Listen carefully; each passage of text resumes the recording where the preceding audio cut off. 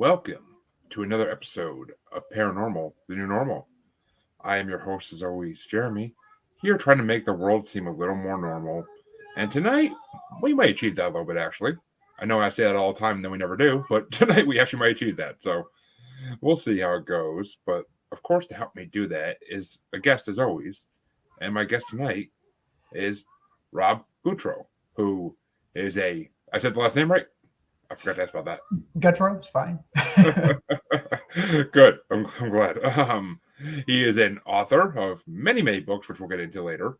He is a paranormal investigator and a medium slash pet medium, which not my first pet medium, but I definitely love talking to them because they're always interesting stories. So, pleasure to have you on, Rob. How you doing Well, tonight? good. It's a pleasure to be here. Thank you for having me. This is a Of treat. course, I'm always happy to talk to different people in the paranormal world of my podcast, and when I read the information you submitted, I was like, "Ooh, definitely an interesting one. I gotta have him on." So, but to Thank you. start things off, the first question I ask everybody, and I'm sure you already know this, but what got you into the paranormal world? Well, I was kind of thrust into the paranormal world, and it was unexpected. It was back when I was a teenager, I think that one of your previous guests mentioned the same thing happened to her. Um, my grandfather appeared to me about 6 or 7 months after he died, and he appeared to me in full color. And being home by myself with the family dog, I was scared. I was petrified. So I ran out of the house and I waited for my parents to come home and I told them. And my mother wasn't surprised. So I found out that she had the ability and that it ran in her side of the family. Um, she never used it though because she was afraid of it. So I kind of buried it for a long, long time after that. Which that happens a lot from what I've been told in the past. It does either our parents don't want to talk about that type of stuff, or they don't understand it fully, and they just kind of tell people to hush it up, which is not a not the best approach in my mind. But I mean, for the time when it happened, that's very understandable. So, in terms of what happened in my family, because my mother understood that the gift, because she heard her mother after her mother passed away, and she was just afraid. But with me, um, I it wasn't that I was afraid of it. I just didn't. I was surprised by it after I thought about it, and then I just got busy with life. I went to college. I got a career, and things happen. And when you're distracted, you tend to tune those things out. And that's what happened to me until my puppy passed away in 2005. And he reawakened everything and he basically blew the doors off the other side for me. And I started communicating with him and people right afterward. So it's crazy. Well, of course, I'm sorry to hear about the puppy because I actually just recently had a puppy die back in September, and at 18 weeks old, it was very heartbreaking. But Oh my gosh, I'm so sorry. yeah, he didn't really so much die as had to get put down because he was born with misshapen kidneys, and there was no way to fix it. They don't do organ transplants like that in dogs yet. So, and even if they did, I can't imagine how much that would cost. So, I mean, it gets to a point where you have to say goodbye to the little fella. But Well, at least he found you and your family who understood what had to happen and for his benefit. So that takes an incredible amount of courage to help your dog pass out of pain. And they always thank me from the other side. They always say thank you to their pet parents for finding that courage because it means you learned their lesson, which was unconditional love.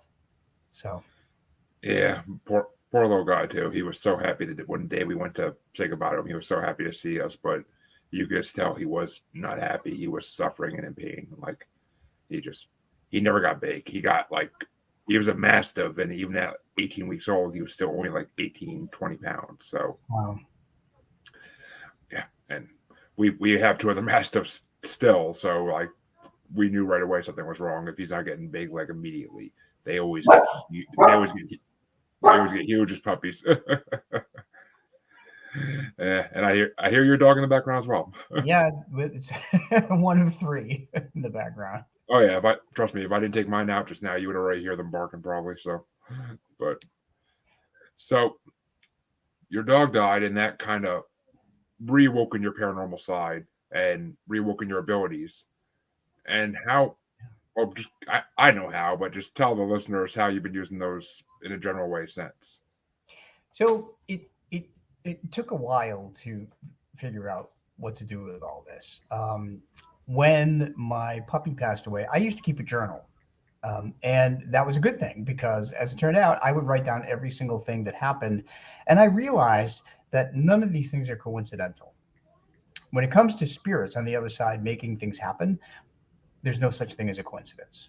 So you may think um, you see something that relates to a person or pet in spirit, and it really does. And it's because that person or pet in spirit influenced you to go there at that very moment, that very day, that very hour, and see exactly what they want you to see. So you'll be reminded of them.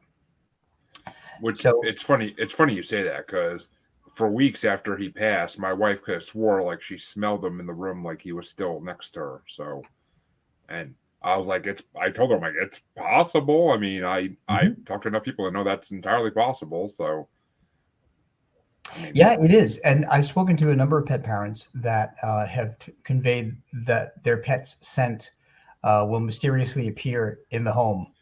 And usually it's around a birthday, anniversary, or holiday, or right after their passing. So scent is one of the ways, one of the many ways that pets will let us know that they are there. So was it right after he passed? literally for like days to weeks after he passed, like my wife would just get a random like sniff of his scent, and like I would say, smell his toy or smell Munchkin, our other mastiff at the time, and see if maybe the smells on him on her. And no, it would never. It never would smell like that. Like it had to be like he was. I mean, we brought his ashes home, so 10 to 1, he probably is still around, like stuck to them or something. Well, so what they normally do is they will cross over usually immediately because either a person or a pet in spirit will come to meet them, and then they will help them cross. And once they cross over, then they have the ability to come right back. They have the ability to come back and give signs. So often, what happens after a dog or a cat passes away is that they tend to come back pretty quickly to visit in order to give signs to let us know they're okay. And that's what your dog was doing with your wife. And it takes a lot of energy to create a scent, just as it does to create an appearance. And I'm a scientist in my day job. I'm a meteorologist, so all of my books are use energy as a foundation to explain how they get strong enough, what kind of energy they use, and how they communicate. Oh, I was actually going to ask that pretty soon, like what kind of scientist you were, and meteorologist. That sums it up right there. So don't blame me for the weather, but I, I blame the alien matrix we live in for the weather, there but you go. yeah, I don't know the weather is crazy in the Northeast United States where I live. So it's just it'll be raining it'll be snowing one day, and then the next day it all melts in rain or sun. So it makes no sense. But it's winters aren't the same anymore. But that's just me. Yeah, no, they're not. I actually grew up in Massachusetts, and Oh, that's where I live. oh well, they see there you go. And I remember 4 foot snows, especially in 1978. The blizzard of 1978 was traumatic. They don't have those anymore, really. Just once in a great while, those massive storms. But back in the 70s and even the 80s, the snow would stay on the ground throughout most of the winter. We don't have that anymore. No, we really don't. I mean, it seems like here as soon as it all melts, we get a little more. But I mean, which is I prefer it that way. Honestly, I don't even bother snow blowing my driveway anymore because within a week it'll be melted. So just no one comes to my house anyway. So why bother snow blowing it? My car can handle it. So, but Well, that's climate change in action for sure. yeah, whoever said global warming is not a real thing. But so my second question always is, Mhm. what kind of encounters have you had, whether they be ghost, spirit, alien, extraterrestrial, list goes on. But I have a feeling you're going to be more in the first category than anything. But you may surprise me. So I've had encounters with a number of different things.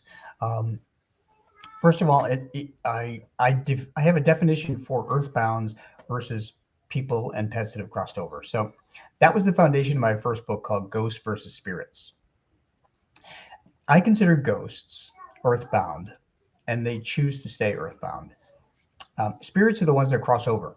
They join the energy of the universe, heaven, Valhalla, paradise, whatever you want to call the other side. And there's a big difference. And I've learned by communicating with both that um, first of all, when we pass, the energies that are within us, the physical energies, if you think of cell splitting, if you think of blood pumping and so forth, when that body comes to an end, that energy combines with memories, personality, and knowledge of this life. And then we choose. We choose to either stay at a fixed location here on Earth, one that we're usually familiar with, unless it's an accident or we're killed there by or we die there. Or we cross over and join heaven or paradise or whatever. Ghosts are limited to communicating only within the place they chose. So that's why houses are haunted. People that usually either were raised in a house or died in a house choose to stay in that particular house. Um, that's why prisons are haunted. People who die in prisons stay behind. They stay there in the prison. And one interesting thing, Jeremy, that I learned about ghosts is that a number of them choose to stay behind because they're afraid of crossing over. When we die, we get kind of a life review.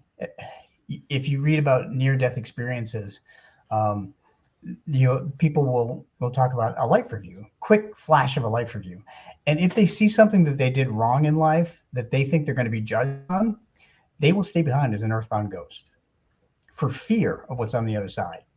Yeah. What I've learned though is that there is nothing to fear on the other side. It's all love and acceptance and peace, but there are different levels of the other side. So there can be, I think in Japanese lore, there are 7 levels. I've heard of 3 levels, and I just go by 3 because that's what I'm used to hearing. Um, my own aunt was on the lowest level on the other side, who begged for forgiveness um, from my mother for 25 years. That's a story in itself. Yeah. But I have encountered poltergeist activity, which is simulating a ghost using the energy of the mind, using emotional energy. And in the, I think 4 or 5 cases I've been on that we've figured out as poltergeist activity, it all came from teenagers, whether boy or girl. Interesting. And yeah, as far as near death experiences go, I've had 2 or 3 on the show before, and they all have different. I mean, it amazes me because they all have different versions of what happens after you pass. Like they all have different stories basically to tell of what happened to them, and it's always different. And that's just like, which kind of makes me think: is our afterlife kind of based on what we expect it to be, and is it our mind just projecting things out there into the world? Which Yeah, I just read a great book called After, and I can't remember the name of the doctor that wrote it. He studied near-death experiences for 40 years, and he came to a conclusion that some of them will, some of our beliefs will influence some of the near-death experiences, um, but others report seeing themselves out of their own bodies, looking at themselves on an operating table. One fascinating chapter in his book, and I don't remember his name, but was from a woman who died on the operating table, and she remembers seeing her doctor look like he was flapping his arms, but it was a practice that he did to get his gloves on correctly, and nobody would know that unless they were in the operating room, and she was out. So he, Hmm. so the doctor was kind of freaked out by that. But so that's an interesting near-death experience. Yeah, I mean they're always different. I mean, I've had ones Hmm. where I had one where he talked to a shadowy figure behind in a door of light when he was staying in a room of darkness, and he was just talking to this figure for what seemed like days about his life and about what he could do better, and if he wanted to go, it was his choice if he wanted to come back or not, of course. And the other ones I cannot think of off the top of my head because they were a long time ago. I interviewed them, but it's just they've always been different. That part always stuck out to me, and you also, I mean, you keep mentioning heaven, Valhalla, whatever you want to call the overworld. I'll call it, I guess. Sure. But have you heard? What do you think about the idea of like an underworld? Whether you want to call it hell, Hades, take your pick. But Um, I just think that's the lowest level of the afterlife. It, because my aunt came through, she was kind of stuck there because she did some things, a lot of things that she regretted in life. And although she crossed over, she stayed in the lowest level. And people on the lowest level, um, I guess it's kind of like the idea of, I don't know, purgatory or something. But it's but people can certainly move up from the other side. But all they need is forgiveness, and they need to forgive themselves. They need forgiveness from people sometimes, living people. I don't. I have not encountered anybody that's gone to a bad place. so you never encountered a demon, for lack of a better word?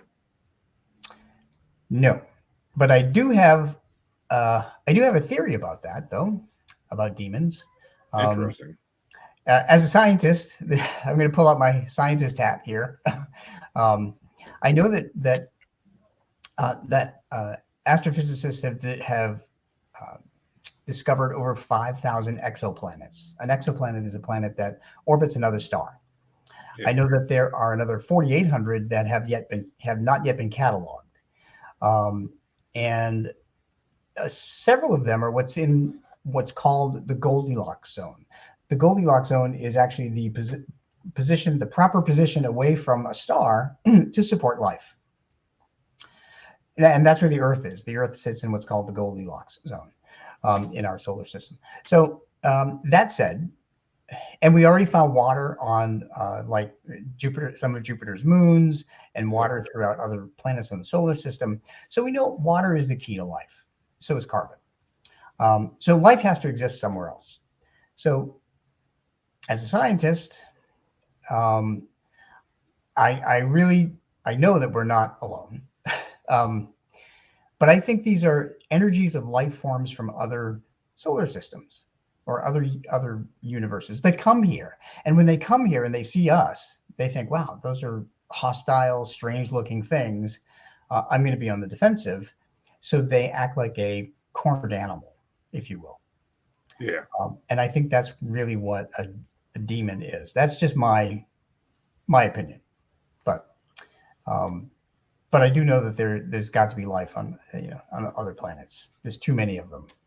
Oh, 100%. I mean, anybody who tries to tell me these days that there's not life in other planets, I have to ask them, are you educated? Like, do you not realize the probability of there not being life in other planets? Like, Yeah. it's really low, but it just, but if that's your idea, if that's your theory on what demons are, Hmm. how does that explain, well, how would you explain possessions then in some way? Like, I think possessions can be enabled if people have like a weaker mind, like they don't have any faith in themselves. They have a very low willpower. Um, it's just like scammers preying on people who uh, don't take the time to look into things. Really, um, anybody can be manipulated. It just depends on how resistant you are. Um, uh, and I will say that in terms of the religious aspect of it, I'm not a religious guy, but I will tell you that there is something in the power of prayer, because prayer is a positive emotional energy.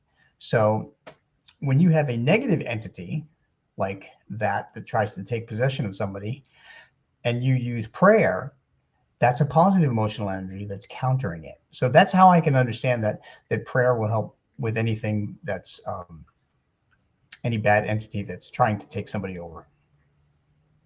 Yeah, because I mean, technically, prayer isn't about really even praying to like a higher power of any kind. It's just about Yeah, believing in yourself enough that you have the power to repel something, or that exactly. Yeah, you have the power to have, or it's to give you good luck or boost your confidence a little. Like I could understand that. That makes sense. And yeah, I mean, I guess I mean possession also. I mean, because to me, it's not just the other planets; it's other dimensions that we have to worry about more. hmm, Because sure. I I don't know if you heard that this episode, but I talked to a astral projection and lucid dreaming expert who experiences it all the time, and he basically says that like there's a lot of other dimensions out there, and he's been to a lot of them, and some of them you get the pleasant feeling from you see other beings there, and you don't get bad feelings about them. You feel like they're good beings. But he said some of these dimensions, you go, you see some of these beings, and they horrify you. Like they just like not, he couldn't even describe what they look like, but they're just horrifying. Some of them are huge.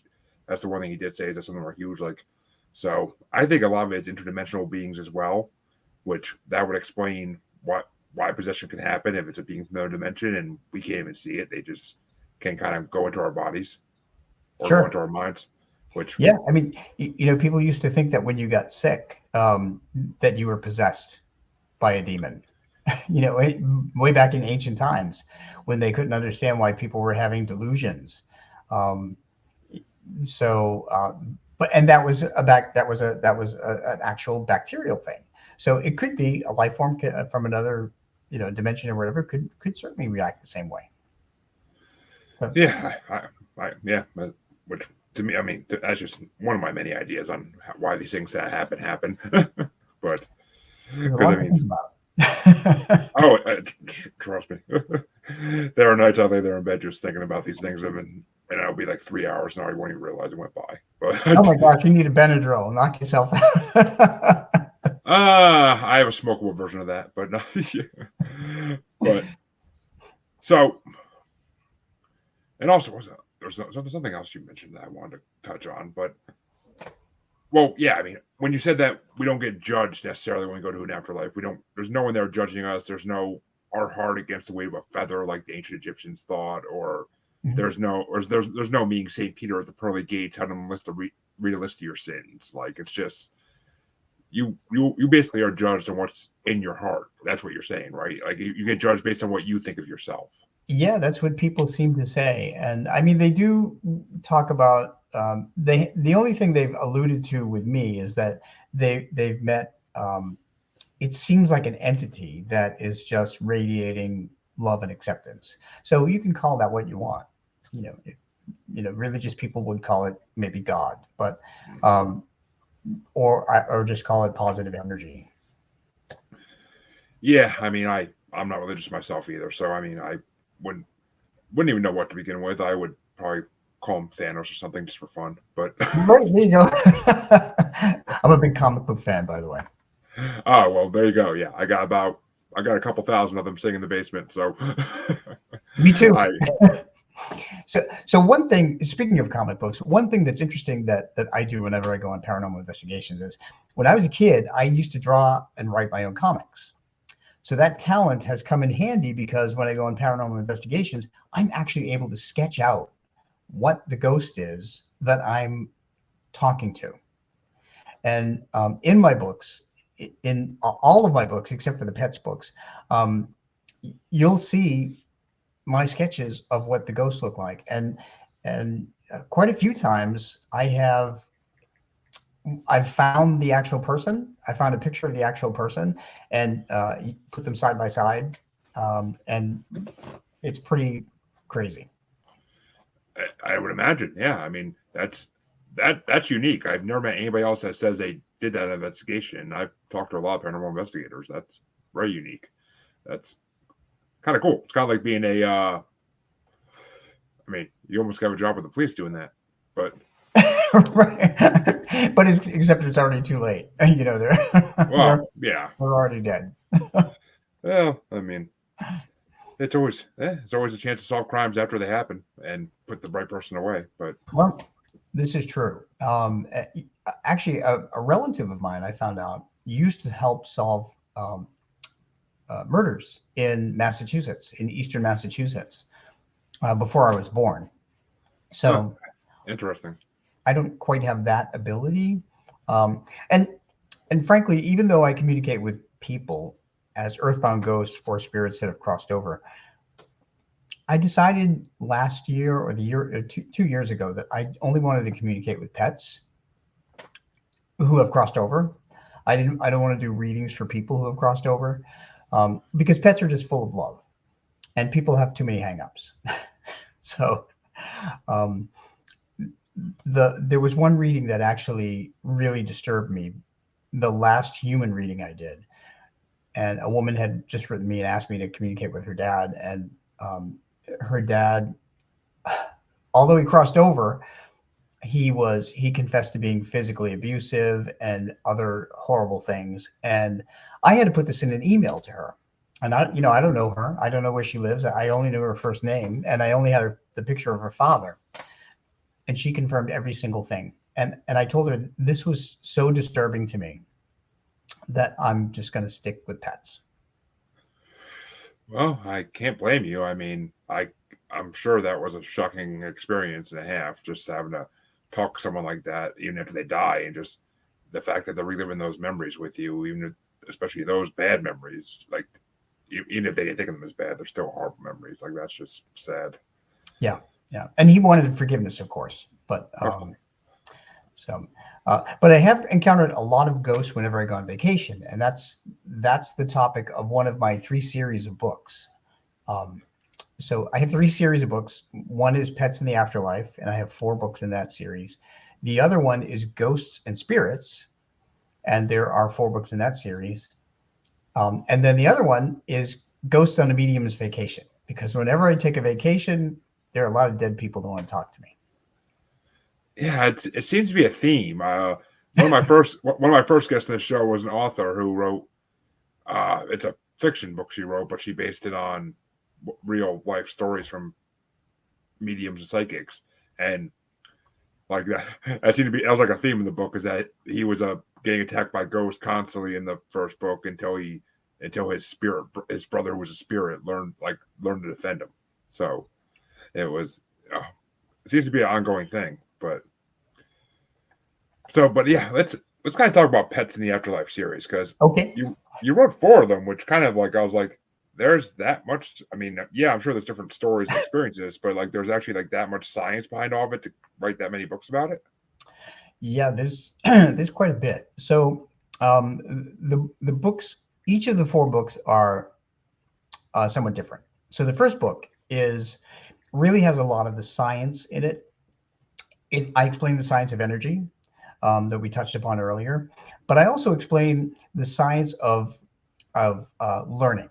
How dogs. I use dogs as a baseline because the gentleman that I've read up that I referenced rather, Stanley Coren, um, wrote a number of books about the intelligence of dogs and how dogs think.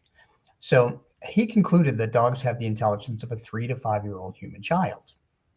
As such, they have the ability to communicate what they've learned. So they can, if you think about it, as a dog dad, they know language, they know words, they know routine. Um, they know when you're happy, they know when you're sad, they know when you're sick, they pay attention to you, and they know when you're not happy, when you're mad at them, and then they don't hang around. um, so dogs are very observant. Cats are too. And what they do is they use that information to communicate with us the way that they usually did when they were alive. So some of the ways that pets communicate is you may hear you may hear sounds like nails on the floor, you may hear a collar jingle, you may hear a bark or a meow that sounds like it's coming from a different room. They may lead you to a pet that looks like them. Um, there's a whole host of things that they can do. So, and book 1 also has chapters by 3 other medium friends of mine who have also communicated with their dogs. Um, Interesting. Book two is really it's about all domesticated animals: cats, dogs, birds, horses, gerbils, rabbits, and I've communicated with all of those. Um, and Pets 3 and 4, Pets 3 is exclusively dogs, and Pets 4 is that just came out January 10th of this year, 2023, is about cats. So they're all a little different. Yeah, and so gerbils, though, I mean, they actually are intelligent enough to like talk to in the afterlife in a way. I know it's surprising, isn't it? You wouldn't think, but any living thing knows enough to to eat, to seek shelter. They can look around and they can convey what they're seeing. They can remember words to a degree. They can, of course, sense temperature. So there's a lot of instinctual things going on there as well. Granted, the communications from something like a gerbil would be very minimal, but there are enough things that can give a unique sign to let me know that I'm talking to a specific animal.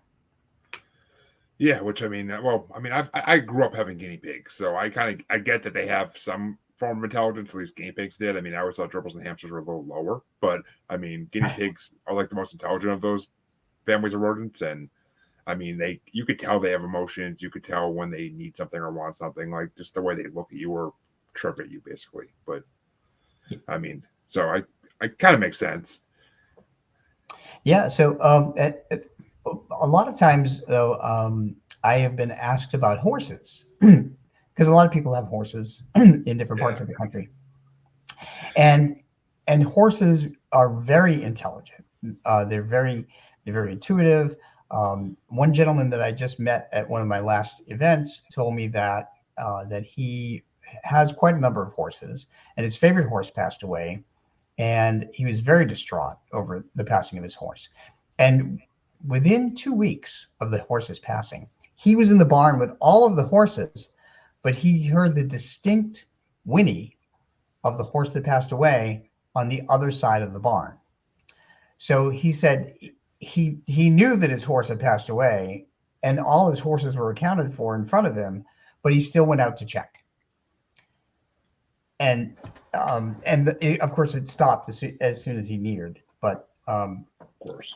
but he knew that horse was there giving him a sign to let him know that he was okay.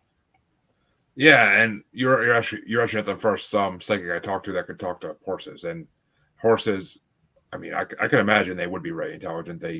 I the woman we got our mastiffs from breeds race horses too, and races and uses them for racing actually. But so like we used to spend a little bit of time with the horses because my daughter would love to see them, and it's just interesting how their personalities are all so different. Like each one has its own like traits, and it's amazing. It's they're I always was one through that liked horses. Like even growing up, like going horseback riding was like one of my favorite things to do, like for school field trips and stuff. So they are magnificent animals. Do I want to own one? God no, but too expensive for me. But And they can sense who is a whose energy works with them. Sometimes if you get an unruly horse, what appears to be an unruly horse, it's that the horse's energy is not matching yours, so that's their instinct. But they're really intuitive. yeah, it's funny. My wife says with our newest mastiff that we have, that's about 4 months old now, that like that his energy must match mine because we're both so lazy. Because he instantly is always attracted to me, and he always wants to like just sit in the couch behind me or next to me while I'm watching TV and whatnot. So like his energy and mine are very in sync. I'll open their cages to go let him out, and he won't even want to get out of his cage. He'll just be laying there for the longest time until he finally pops his head up. He's So just living. He's just living the high life, taking it easy. tell me about it. And he never needs a leash. He doesn't really need a leash ever. Like if we're home, he'll just follow you around, and then if you tell him, "Come on, time to go back in," he'll go right back in. Like he's Unlike my older one who was a freaking nut, and if I took her off a leash, she would try to kill our chickens again or run to the road after a car. Like she's just not that intelligent. Oh my gosh. Yeah, everybody has their own personalities, that's for sure. Oh, I tell her she's a goof. I tell her all the time. She's just a big doofus. Like she just the way she walks, the way she looks at you, she's a big doofus. But you gotta love them, no matter what. Unfortunately, but yeah, she's hopefully she'll be a good mommy someday. I hope. So have you noticed that your two dogs um, have stared at like the corner of a room or even stared up toward the ceiling at any point in time after your other dog passed away? Um, well, not so much just after the other dog passed away because I do live in a house that has a spirit in it. Oh, So, or I guess you would call him a ghost. But um, I he and it's the person who originally built the house back in the '60s, and he still resides here. I've had multiple psychics, mediums be able to sense him just talking to me on my show, or I even had paranormal. Before I started the show, even I had paranormal investigators come in and look into it, and we communicated with him, and they believed his wife is here too, though no one has confirmed that since. So I'm not sure how many we have, but he he was that spirit or that ghost was killing our chickens that when they were in the garage originally. Like oh my God.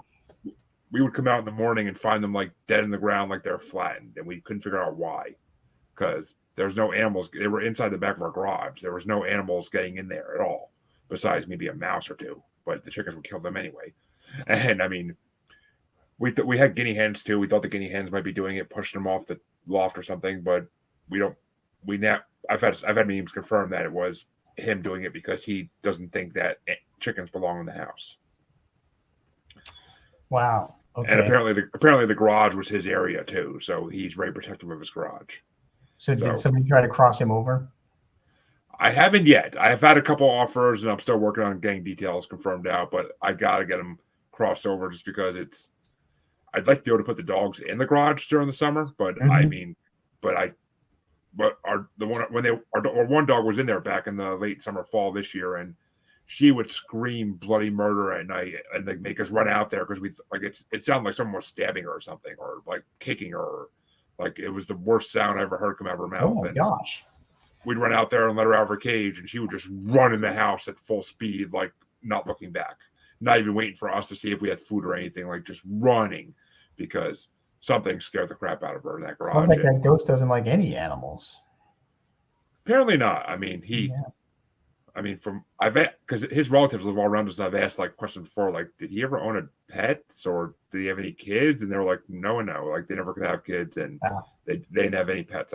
We don't, at least as far as I could tell, they didn't have any pets. So, but it's weird. I mean, I have to get someone to clear him out because he's yeah. a nuisance to some degree. I mean, Yeah, he if you needs to stay, pack his spiritual suitcase and cross over.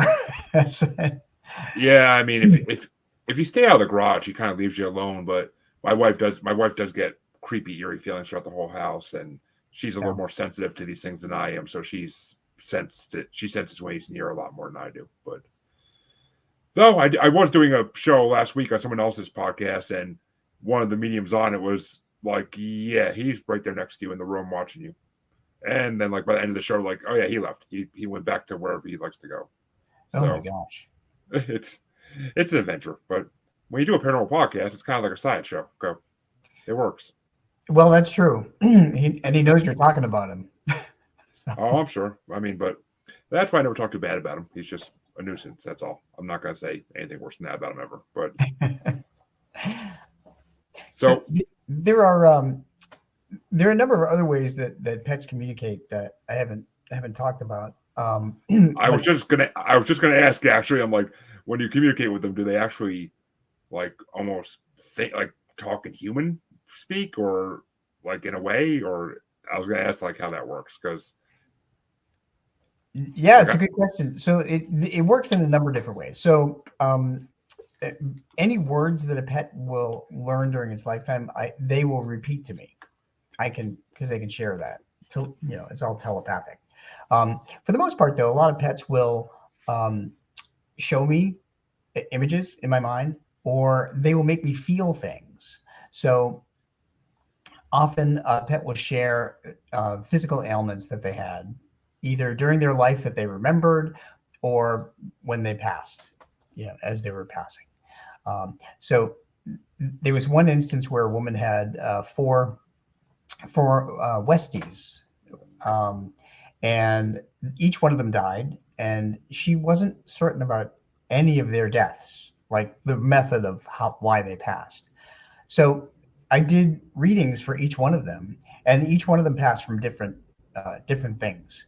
Um, One of them uh, told me that they were bitten by a snake, and when I told her that, she said, "When I had that dog, I lived in a house with a big wooded area in the back, and I was always worried about snakes. And I found him on the back porch, so that makes perfect sense." Um, so they were able to solve the mystery of their passings, which is uh, interesting and comforting to the pet parent, at least, knowing that they didn't do anything wrong. Um, One of the most heartbreaking cases that I did was for a woman whose Cocker Spaniel puppy passed away. And she wrote me and she told me that one night she was out with friends and her husband called her and said, "You need to come home. The puppy's not feeling well. Something's going on. I don't understand." He ate dinner. He was fine. He went out back. Um, he came in. He was fine. And then suddenly he's not getting up. There's something really wrong. So she came home and she called the emergency vet, and they said you can take him in right now, or you can watch him for a couple of hours and then see how he's doing and then take him in. So she opted to watch the dog. Well, the dog passed away within 2 hours. It's a puppy. And she didn't know what had happened. So when I communicated with the dog showed me that he would go outside and he would start eating different plants. Oh, And when I realized exactly that he was eating plants that were toxic to him, and he was a puppy, so he had, his immune system wasn't really developed yet. So I looked up a list of toxic plants to dogs, and I sent her the email with the whole reading, and she wrote me back and she confirmed that there were quite a few plants in the backyard that were on that list. So she understood what had happened. And I said, it's not your fault. I mean, you didn't know. Obviously, if you knew, you would have taken the plants out, or you would have not let the dog eat the plants. Um, and you have dogs, and you know that you can't you can't watch them 24/7, but you can steer them away from things as much oh, as. trust me. I just had to spend almost $1,000 because the youngest Mastiff puppy decided to eat, let's see, a sock, part of his rope toy, and a hair scrunchie. Oh my gosh. And the hair scrunchie was on the kitchen counter. We didn't think he could reach that yet, but Mastiff puppies are huge, so he got up on his hind legs apparently and grabbed it at least enough to pull it off. But and I mean, I literally had to take him to the emergency vet and sit there while they injected him with something to make him hurl, and literally I had to sit there and watch him on the floor hurling up all these things. I was like, "What's gonna come out next?" It's like a freaking magic show. Oh my gosh. Oh, like And I mean, he's eaten socks before, but usually he throws them up overnight. Like I'll find him in his cage the next morning, like thrown up. But it's just this time there's too much stuff down there, and it just didn't want to come up always. So that cost me a good $1,000 to figure out what was wrong with them, and then to take him to the emergency hospital to have that done. Which I'm happy they thought of it, because any other place would have been like, oh, we need to perform surgery on him, and that would have been a couple grand. So yeah, sure. Wow, that's frightening. yeah, so now we watch him closely and make sure he doesn't eat anything. And we make sure all socks are out of the vicinity before he comes up. So, because he likes socks, I don't know why. Clean ones, dirty ones, he doesn't care. He just devours them. Well, we have a dachshund, and he always likes to get my socks. If I put my socks down for 1 minute, they're gone. He just likes to take them with him and put them in his bed. So, See, I don't know. our older one, she would take clothes and like just go like chew on them and whatnot, but she never would actually eat them unless she just never got the chance because we always caught her in time. But I'm pretty sure if she had the chance, she still wouldn't eat them necessarily. But she's also the doofus one, so she's the one I'd expect to do that. But I was gonna, and that it's funny you mentioned the snake bite thing because I was gonna ask because I did know another psychic who talked to snakes before. Have you ever actually talked to snakes or? No, so I draw the line. There's an old song back in the 1970s called "I Don't Like Spiders and Snakes," and I'm all for that song because I just they're disturbing to me, so I can't connect to them. I okay. I would have the same line if I had this ability. I'm just saying because I just don't. I was brought up to hate. I was brought up to fear snakes, so I kind of got over it now. I can actually watch them on TV without shivering. But I mean, it's still to the point where I wouldn't want to have to touch one or yeah, I'm good. Just no urge to ever do that with anything with snakes. My Yeah, son wants my 8-year-old son wants one as a pet, and I'm like, no freaking way in my house, never happening. I'm like, we got you dogs. Be happy you got dogs. exactly. So So since you talked with animals that have moved on though, do animals reincarnate? Do they the same as humans most likely do, from what I've been yeah, told? I've learned that every living thing does. So we all come back because we all have that life energy in us. And but some people have asked me if their pet will come back during their lifetime, during their same lifetime. And what I have found is the answer is no. Um, and the reason is because our pets like to wait for us on the other side. Makes sense. Um, so some people have reported that their newly adopted pet is showing a habit or two that their pet who passed had. And they think it's the dog is reincarnated or the cat is reincarnated. And the answer is that I've learned is no. So what happens is when our dog or cat passes and we adopt another dog or cat, the dog or cat in spirit comes to visit and they train the new pet to do a habit or two that they had so that we would know that they're still around and they're training their new pet. Interesting. And actually, I mean, that kind of makes sense, but I can't think of anything in particular that uh, Moose would do that Harley did. But then again, he didn't really do any tricks. He was too young for that. He just kind of he was a lazy dog too. He was a as the breeder said, he would be a TV dog because he would just watch it there on the couch all day with us and watch TV. But which kind of was true. I mean, actually, I guess they are similar that way, kind of. But I think it's just big dogs are lazy because they know they're going to be big and they're not going to have a lot of not going to have a lot of energy to do things, so they burn energy so fast. Even my True. even my mastiff that's almost a year old now, all she does is run around for like 5 minutes and she gets so winded that she has to go lay down. Like it's just the way it is. But So I can give you an example of how that worked, even with our own dogs. So back in 2020, we had two dogs pass away. Our Weimaraner named Dolly, she was almost 16 years old, and she was my heart dog. She was the closest to me. And our dachshund Franklin, who was 16 and a half. oof, Now, Franklin, being a dachshund, was very stubborn. And Franklin had certain habits that were kind of annoying, but but he was who he was.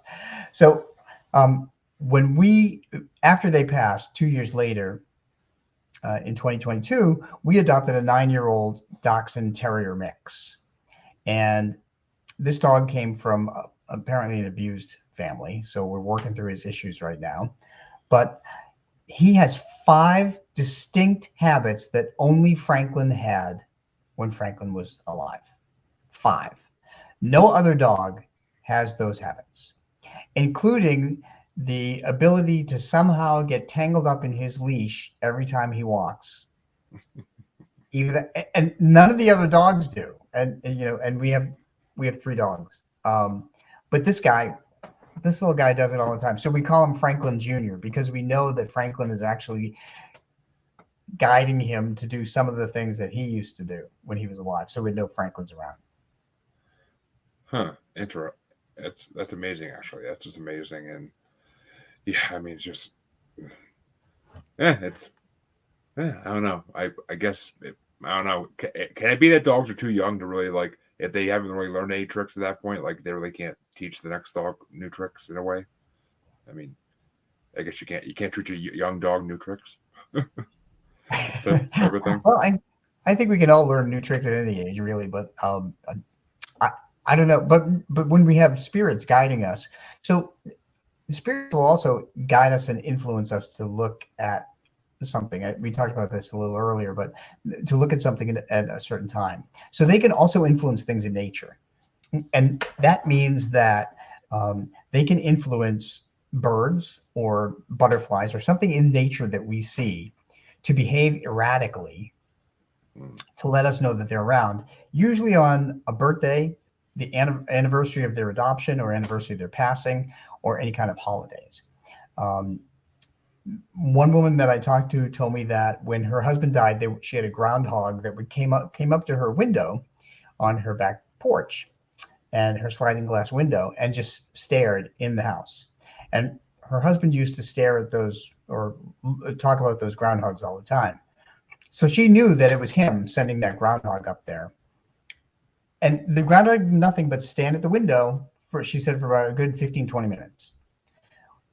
After her dog passed away, because her dog would always go to the window and bark at the groundhog. Of course.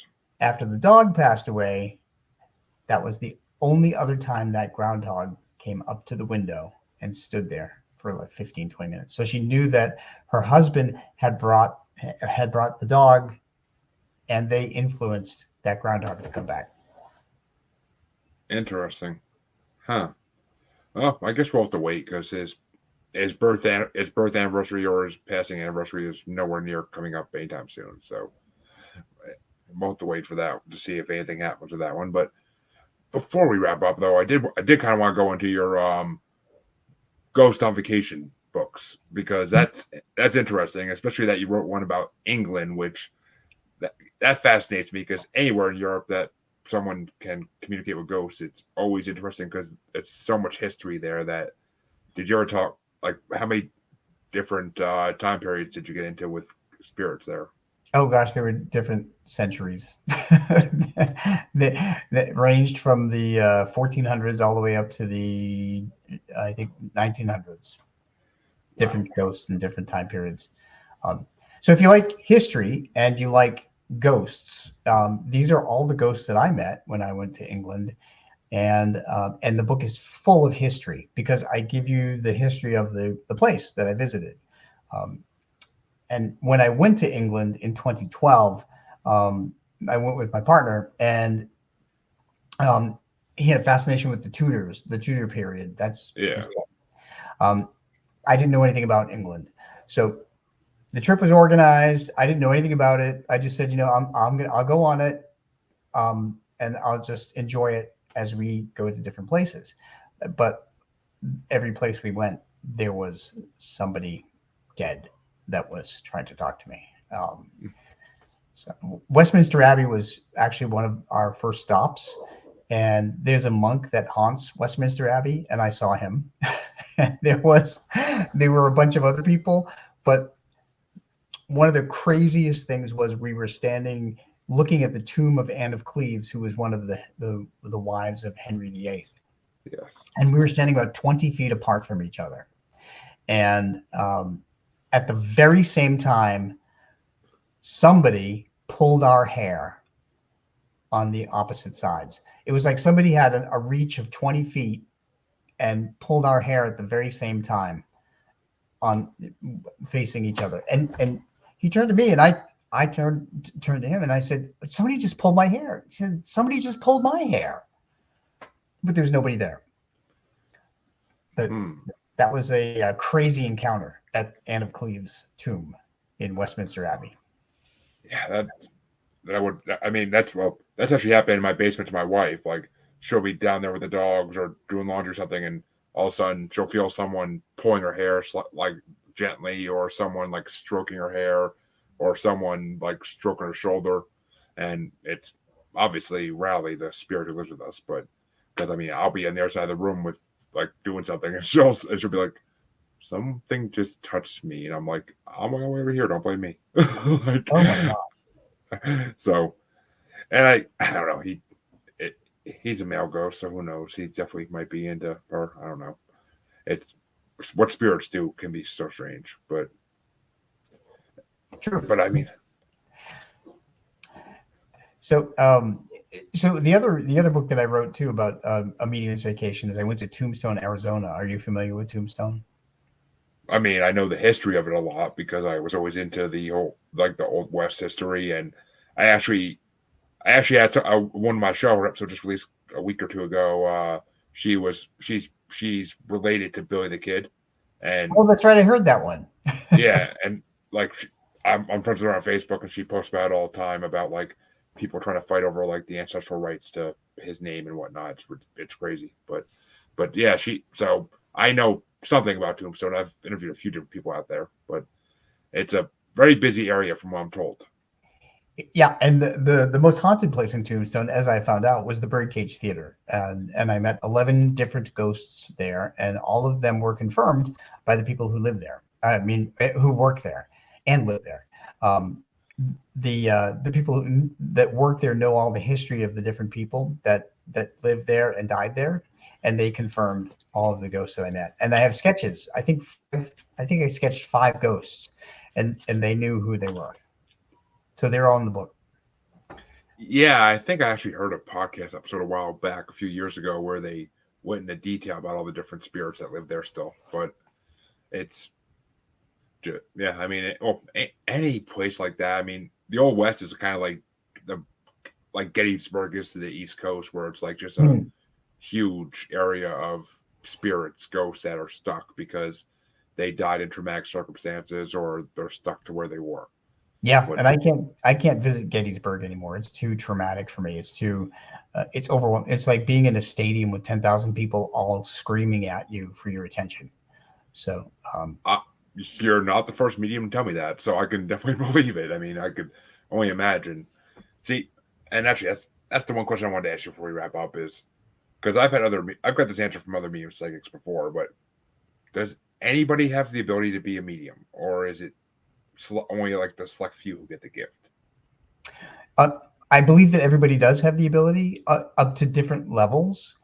So if you go into a room of crowded room of people, and you'll always find someone that you want to say hello to. Conversely, you'll always find someone you want to be away from or avoid, and you're reading their energy. Mediums read the energy of people or pets who passed. So if you can read living energy, you can read the energy of people or pets who passed, and you just have to trust what you get. Yeah, which I mean, personally, I can't read living energy because I've judged people wrong my whole life, and not in ways that have been good to me, but I've just judged people wrong my whole life. So I'm not going to read living auras. So I don't know how well I'd be living at sensing those that passed. I'm one of those ones that always wanted to but never could. Like why can't I have this ability? But I I've been told I have it, but it's buried deep and it would take work to get it out. But we'll see. Well, we all have different gifts. So, Exactly. yep, My gift is to spread the message of those who have the gift. So I'm okay with that. I'm okay with that that. that's a great gift because not everybody can do that. So I appreciate you. Thank you. I appreciate it. But one last question because I just thought of it and I have to ask. Have you ever possibly encountered the ghost of a Bigfoot or another type of or any other cryptid in your travels? No, I have not, because I've really stayed to residential places and historic places like buildings and structures. So Uh, I've never encountered anything outside. Interesting. All right. I mean, I can't blame you. I'm not an outdoors man myself, so I wouldn't be caught walking through the woods for no reason anyway. But so I get that. It makes sense. I just had to ask because if someone could talk to pets, then you never know. A Bigfoot could always came through if it was Sure. just if he were in like a wooded area or something. But before I let you go, one, thank you for coming on. It's been an amazingly interesting episode, and I can't wait for my listeners to hear it. And two, where can people find you? Where can they find your books?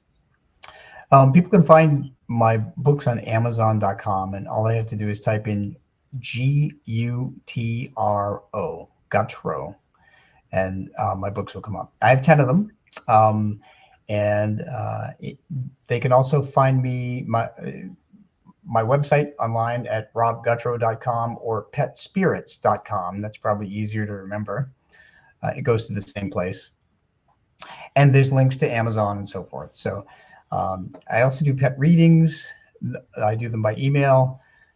They're limited, but and I'm booked a year in advance. So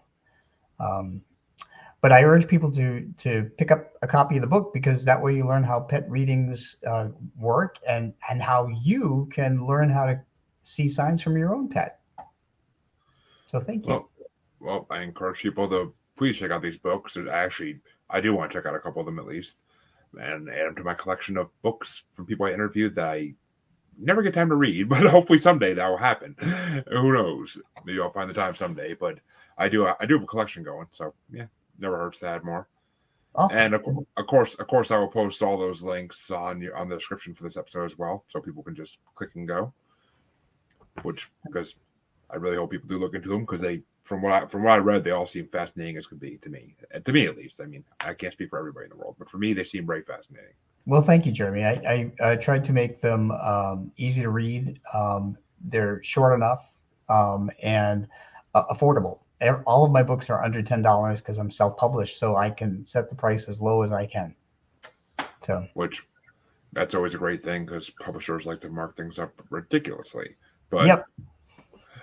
But I will thank you once again for coming on, Rob, and we will, and maybe we'll have you on again sometime, because I mean, there's still a lot we can cover, I'm sure.